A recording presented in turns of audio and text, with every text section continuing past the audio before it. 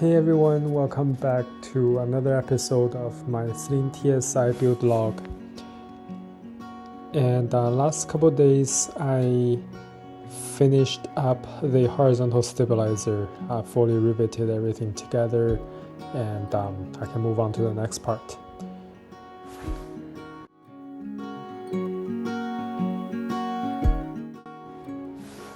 So before I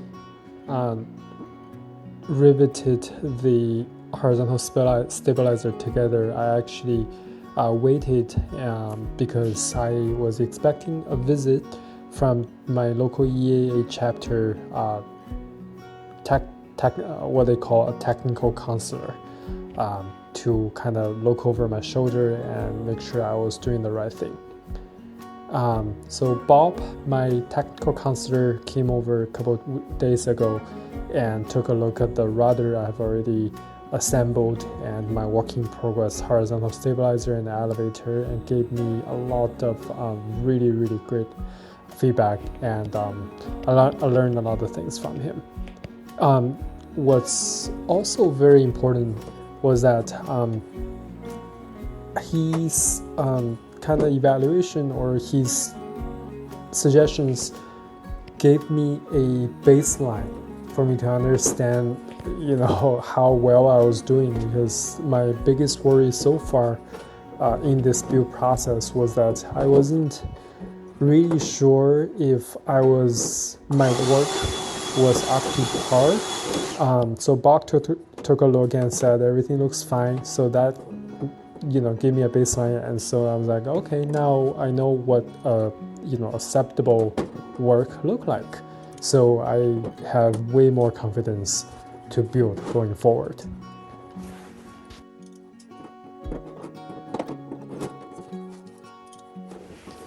So in that visit, I was asking basically if it's necessary to waterproof wires, or how do we do that, techniques for deburr when my deburring tool isn't capable to reach tight spaces, things like that. And he gave me really interesting ideas, right? So for example, I was asking, how do I deburr a hole that's really in a tight space, or on the back of a plate where I could not reach normally? And he was like, yeah, you can buy $50 deburring tools that's special made to deburr on the back side of the skin or spar or whatever, but you can just use a lock pick and then sharpen it from a bench grinder, then use that instead. That costs like $7 or $8. So I think the learning here is I just need to be more creative in creating tools rather than finding super specialized aviation grade things to purchase. Obviously there's going to be times where I do need to use specialized tools, but I think the kind of what inspired me during those visits was that there's a lot of household tools where they may have more usages and more ways to be useful in my build process. So that was really helpful and really inspiring. So back to horizontal stabilizer build. The suggestion I got from Bob was that I need to rim the holes, remove the clecos, remove the skin, and then clean out all the dust and the aluminum scraps. I agree with him. I actually went back to the Sling's build instructions. On the first booklet, they also said the same thing. I need to clean the area after each match drill or deeper. So I did that before starting to put on the rivets. I didn't spend a whole lot of time on the reaming process. Most of the holes were already lined up perfectly.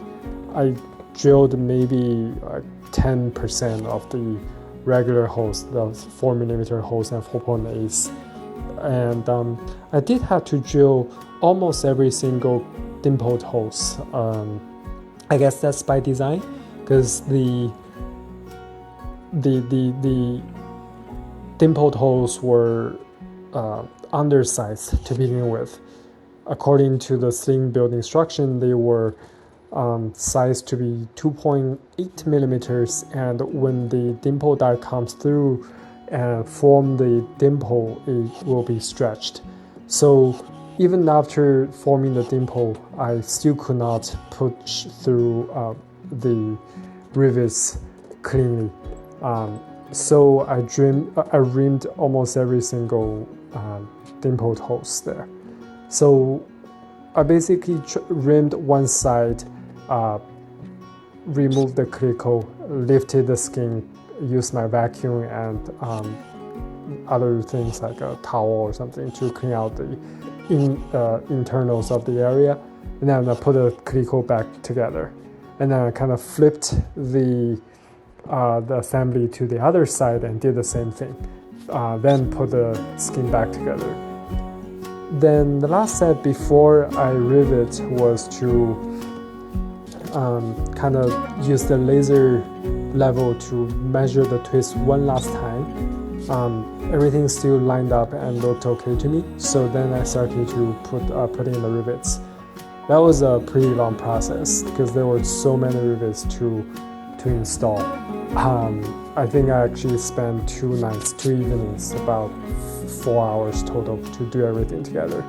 I intentionally moved pretty slowly just because I didn't want to miss anything or make any accidents, since this is a pretty significant part that I'm trying to assemble. Yeah, the rivet process was fairly uneventful and smooth. So after that, I just kind of removed the cuticles as I rivet, and at the end of the day, it became a very smooth and flat part sitting on the table. So I was pretty happy. Next step is I'm going to Home Depot buy some wood and some maybe strap or rope to make a little stand so I can move the horizontal stabilizer onto the stand and clear out the table for my next part. So yeah, that's pretty much the whole process for assembling the horizontal stabilizer. And here's some snippets for my own build process.